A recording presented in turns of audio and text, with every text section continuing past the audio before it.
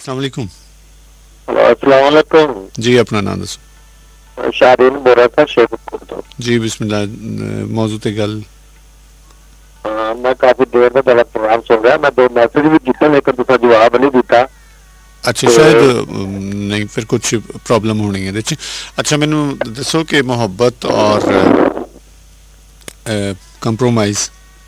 वही तो मैं ਤੁਹਾਨੂੰ ਗੱਲ ਕਰ ਰਿਹਾ कि घंटा हो गया ये मूवी तुसा लाया, कोई हासिल होया ਤੁਹਾਨੂੰ कोई कुछ नहीं मिला है, लेकिन क्योंकि दौर ऐसा कि उधर की मोहब्बत तो है ही नहीं, लालच और सारी गरज है।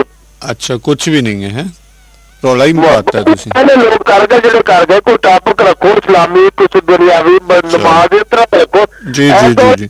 अच्छा मेरी गल सुनो भाई जी, की नाम दसिया जी? अच्छा नहीं, मेरी हुण गल सुन लवो, पहले बोलन ते दियो ना। लामा साहब मसीते जांदे हो नमाज पढ़न? बिल्कुल जाने हैं। की सिखदे हो उत्थे? हाँ जी की सिखदे हो उत्थे?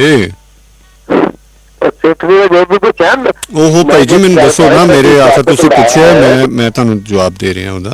ज़ाहिर गल होंदी ते ओहदा देना चाहिए ना जवाब। साडा जिहड़े FM जिन्ने भी ने उन्हां दा मकसद ते म्यूजिक लोकां नू एंटरटेन करना है, कुछ ऐसी गलबात करनी है।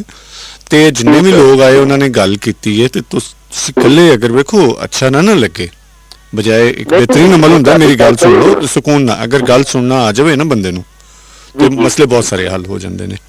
एक चीज़ तुहानू इरिटेट कर रही है, तंग कर रही है, ठीक है, कोई तुहानू धक्के नाल ते नहीं सुना रहा, तुहानू मतलब कोई लैके गन ते नहीं खलोता कि तुसी ये सुनना है जरूर। सुबह सुबह खैर ना तुसी उठना है, तहज्जुद भी पढ़नी होनी है ना, सौ जाइदा है, इशा पढ़ के ना सौ जाइदा है, ठीक है जी। पहले जिहड़ा अमल तुहाडे कोल तुसी नहीं कर रहे, उन्होंने दूसरे ते किस तरह तुसी अप्लाई कर सकते हो? देखो तुसी रात नू मेरी गल सुन लवो ना, रेडियो प्रोग्राम सुन रहे हो, लोगों ते तुसी आर्गूमेंट किया जी, वो की कर रहे ने ते ऐ की कर रहे ने, तुसी की कर रहे हो? हुक्म है ना कि इशा पढ़ के सौ जाओ, सुते क्यों नहीं तुसी? नहीं ऐ फिर वेखो इंज नहीं करीदा, नहीं करीदा। सुनी दी ये गल और गल नू समझण दी कोशिश करी दी, ये छड्ड दिओ, तनकीद करना छड्ड दिओ, तुहाडी मेहरबानी।